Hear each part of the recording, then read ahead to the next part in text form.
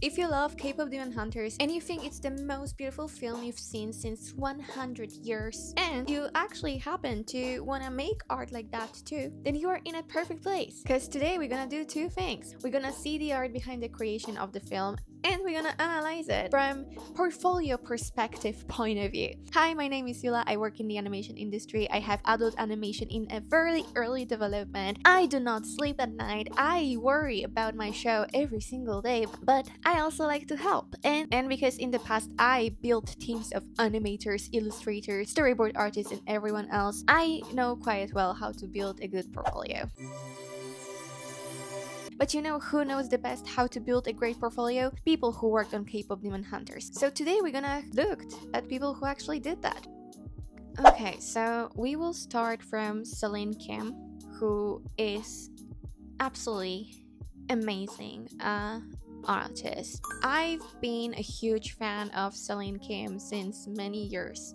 I cannot forget about her graduation project called Phantom of the Opera. She did that during her senior year, and for me it was always the most beautiful piece of work a student could possibly make. She was always outstanding, always amazing at everything that she did. So when I heard she will be one of the artists that will be leading the visual development for K-pop Demon Hunters, I was like, okay, yeah, that's definitely the right person. If you wanna have a really good portfolio, you should do the same thing that Celine did as a student, which is finding an IP, like an IP with a rich world building, and translating that IP to your own visual development. She chose a musical, a film, Phantom of the Opera. You can do literally the same thing. You can also choose a film, a musical, a book, whatever you like. However, do not take an IP that already exists in the animation so-called world. Because what you want to do is to create something original, and you do not want to even subconsciously get influenced by something that has already been made. Okay, so when we look at Celine's K-pop Demon Hunters portfolio of work, you can see this big logo, and then you can see logo explorations. This is very smart, and this is very necessary to pay attention to, because whatever project you will choose for yourself that you want to build visual development for, I strongly advise you to play around with logo and the way you want to present the title, even if you are not a graphic designer. The reason why is that, first of all, it's gonna automatically look a little bit more professional. It's gonna add a nice flair to the whole portfolio of work that you're gonna create, and at the same time it will challenge you a little bit, because most visual development artists, they are not graphic designers, even though many people think they are. But no, this is a very different thing to do. Graphic design versus visual development, different way of thinking. Can visual development artists learn graphic design, and is it gonna be very helpful in their viz dev? Yes, for sure. The best visual development artists are definitely those who do understand the basics of graphic design. But I know it's a lot to take, it's a lot of things to start learning when you are just starting, so also don't put too much pressure on yourself. Allow yourself to just have fun with it. There are many cool fonts, there are many cool variations that you can do without much effort, and as long as you just try and don't have a basic logo, then you are already ahead of the curve. Alright, and we have a very first concept art, a little bit like a story beat. Then we do have environment exploration. So once again, Celine was art director, but from what I understand, she was specializing in environments. So her work will be focusing on environments quite a lot. Here you have 4 different lighting variations on the city. We have evening, we have night, we have morning, and we have sunset. When making anything for VizDev portfolio, you should always take into account that you need to explore different color keys, different atmosphere, and different lighting. I'm sure that many of you already have some sort of environment or landscape that you drew. First thing you can do is to add like 3 more explorations. By adding 3 more explorations, you already automatically get your portfolio a bit more interesting and have more variety in it. Okay, this part is really interesting because I feel like this is sort of like an FX exploration. Basically, and imagination how effects or like dynamic action beats can be visualized, which is also something that VisDev artists can explore. And by the way, I've never seen a work like this in a student portfolio. So if you're trying to think what will be cool to add to your portfolio, I feel like something like that will be very original and still follow the expectations of VisDev work. All right, and here we have like a scholar script that she also did. It's honestly beautiful. I've never seen FXs like that, but I am aware it's quite a common thing for VisDev artists to do. Okay, then we have the scene where they are kind of, I guess, falling from their private jet, trying to fight all the monsters. And then we have this huge stadium. Like, look at those colors. Those colors are absolutely stunning. It's such a pleasant thing to look at.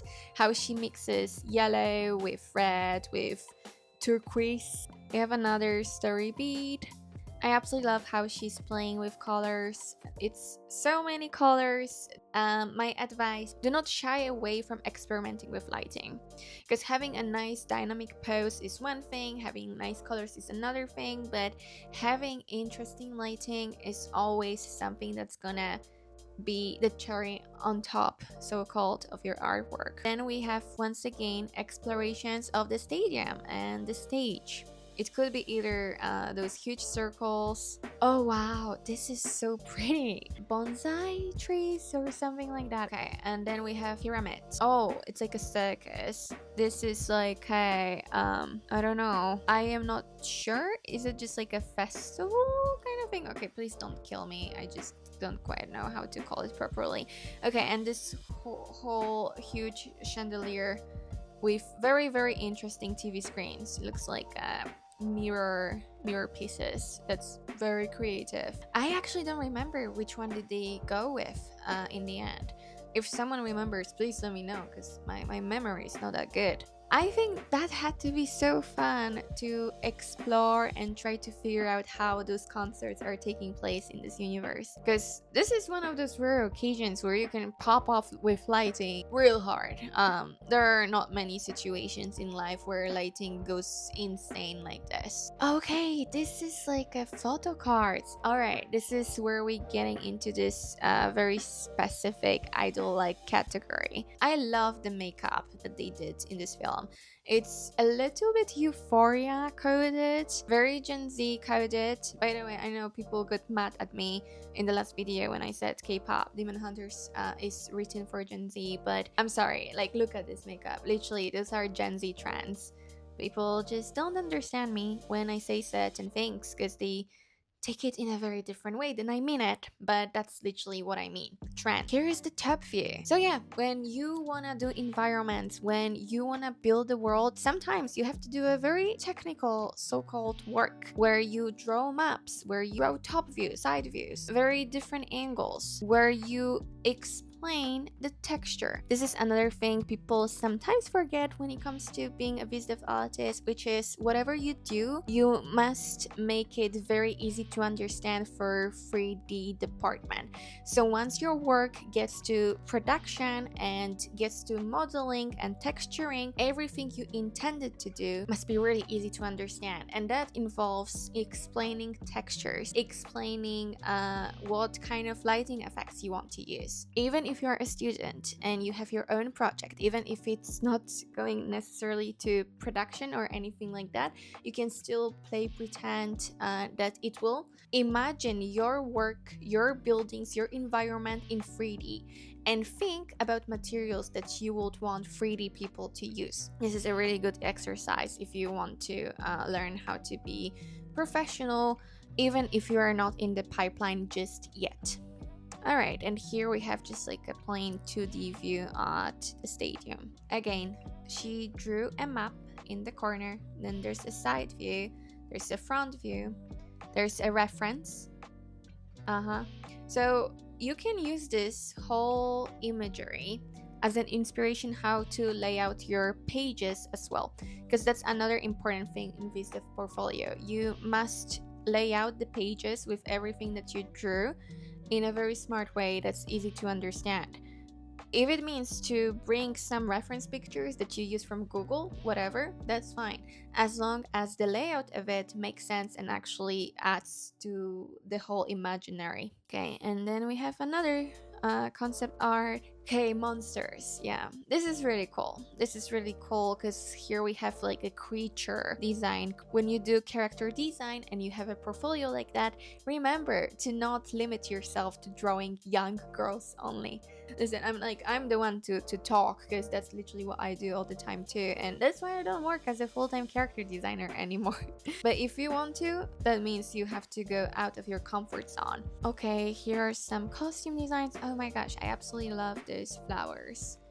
It's so beautiful. Okay, those color explorations. So this is the scene where they were singing Soda Pop, and I guess this is before they came and that's after they came and they soda popified the whole city. So here we have another layout of the building.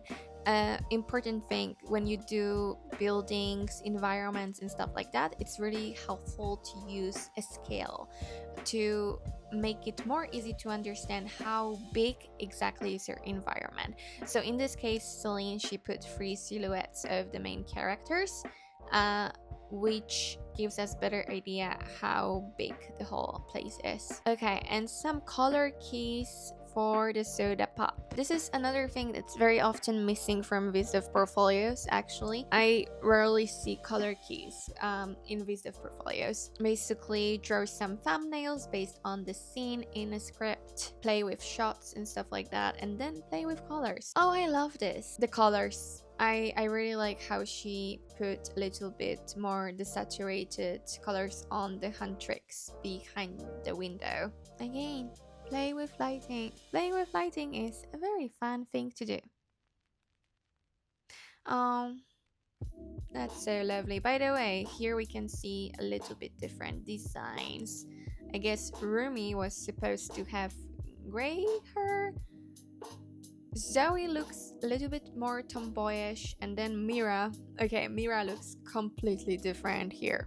Let me know if you like those designs more, or if you think that the final ones are the best choice that they could make. Prop design.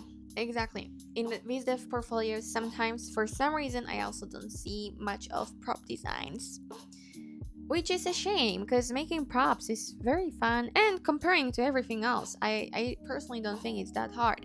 So whenever you build a world, remember to include props. It's really gonna add a lot of value to what you're trying to present and the world you're trying to build. Another thing people sometimes forget about when they do remember about prop design is graphic design. Once again, graphic design exploration, because whenever you do prop design, you actually need to know what kind of design, let's say advertisement, labels, stuff like that, how the design of it looks like. So here she did a little bit of posters, leaflets, or flyers in American English. Yeah, it's really nice. And here we have even more. People often forget that being a VisDev artist sometimes means doing a very mundane things like designing signs of a construction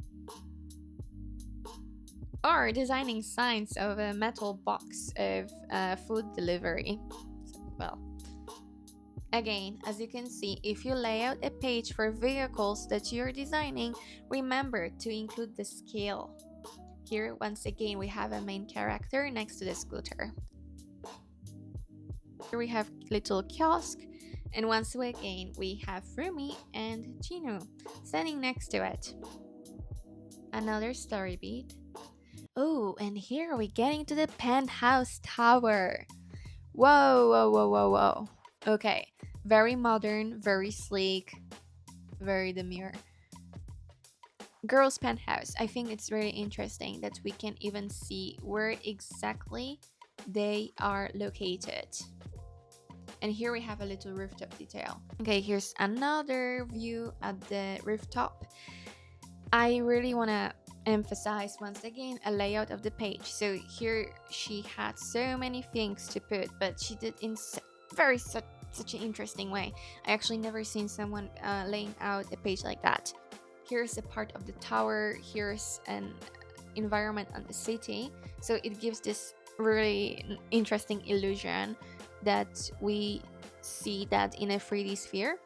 And then in the corner we have actual concept paintings from the story that happened in that exact situation. She's crediting here the production designer Helen Chen and Charles Hilton, which is great. And here we have color diagram. Very nice. It all looks very, very coherent and consistent. Prop details. Once again, as a visitive artist, sometimes you do design a very mundane things, like a little box for electricity, a little view at the city. Okay, this is a render. This is a render, and paint over was done by production designer Helen and Celine, the art director. So this is a collaborative work. Oh, and now we have again a different lighting and a different color. A sunset. Yeah, that's really nice. Also, just note how it says render by Sony, which means that probably that was built in 3D initially, and paint over or maybe matte painting was done by the concept artist. So when you want to really excel in VSDEV, I will really advise you to try to play around with 3D, whether it's doing a basic rough layout or even collaborating with a 3D artist who can do a very basic proxies or anything that you need. You might benefit from it hugely as a VSDEV artist. But best case scenario is to actually learn basics, at least really basic things. Okay, here we have bridge fight scene. Whoa. This is so dynamic. This is such a good beat. Celine, you are amazing. Honestly. And once again, we have graphic design, logo exploration. I really like it. It's giving Espa a little bit. It's very modern, and it's also very Gen Z coded. All right, and then we have a light stick. Oh my gosh, that is so cool. That is a really fun thing that they had to design, and I love this light stick, by the way. It looks better than a lot of light sticks that actually exist within K-pop. I said what I said. Merch. Fun fact, I think this merch that characters crowd were in the show, I think that's literally what you can buy in real life.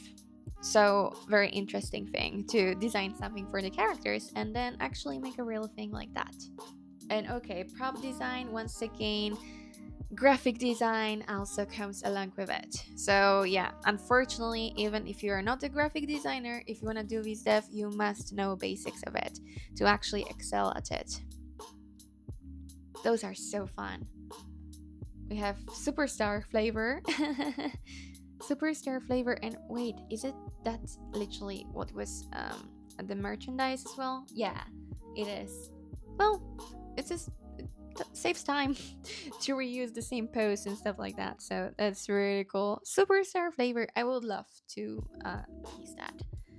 And then we have Mira, Spice Queen. Yeah, I think it definitely fits her personality. Cool.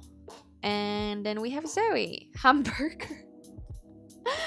Is it just because she's from America? Where was she from? For Burbank? Oh my god, that is so funny. Burger. Fan signs. A continuation of graphic design, my dear friends. If you have VSDEV portfolio and no single graphic design inside, then you know you need to do something new. Those are really cool. Love you, Miss Mira. Zoe is here. Milk color roomy. Oh, that's interesting. It's a very culture thing to say. All right, beautiful story beat once again. That's beautiful. I think Celine is absolutely natural when it comes to playing with colors. Just look at those combinations. A master at work. Even more, a little, once again, a little bit more technical. um when you look at this whole layout, you can understand that this is just very easy to understand information for everyone else who's supposed to actually build that. We have a top view, we have rough 3D formation, we have painted wood, we have shiny metal. So she does explain what kind of materials surfacing artists will have to use. Roof sculpture and the pillar texture. So yeah, she's basically building the building. Okay. Oh, so this is a set for the gig. I don't remember if it actually made it to the film. Oh wow. I feel like if I watched it again, I will notice so many more little details. That is so cool. Okay, and Mama's stage design. Oh, the hula hoop, the loop, hula hoop. I don't know how it's in English, but yeah. Again, different shapes, different shape exploration. Oh, those magazine covers are so fun. I personally, that will be a dream job for me to make. Imaginary magazine covers for imaginary characters. This looks really fabulous. And of course, the advertisement with the doctor, with the scamming doctor for juices. That is so cute. It also looks a little bit like Blackpink and a Sprite campaign. Those colors are kind of similar. It's really nice. Oh, we have another FX. That is so nice. Oh, wow. Oh my gosh, the way she uses lighting and colors is absolutely marvelous. I love this rainbow effect. Yeah, it's really nice. So if you also have like an action show AP that you're building the world for, remember to include stuff like that. Something that shows the magic, something that shows the effect in place. That's gonna make it much more interesting for the viewer. Color script, once again. Oh, okay, this is like from her past, I think, was it? When she was getting her hair braided. And then she's with her friends. Oh, and Saja boys at the scene. Those Ajumas. So fun. Okay, here's our favorite couple. Okay, and a little bit of sunset. Oh, wow. Oh, here he comes. Don't trust man, guys. Just don't trust man. Oh, is this the end? Oh my gosh. Well, I am amazed by this whole work. I think Celine did incredible job, but I'm not surprised at all. As I said, I've been a fan of her portfolio, of her work, of everything that she's been doing since a long time, and that was my expectations were simply met with her work and everyone else who worked on this film. I hope that going through this portfolio with me was helpful for you, that you have better idea what exactly you should put in your portfolio if you want to be a visual development artist. But if you still have any more questions, don't hesitate to ask in the comments down below. Thank you and see you next time.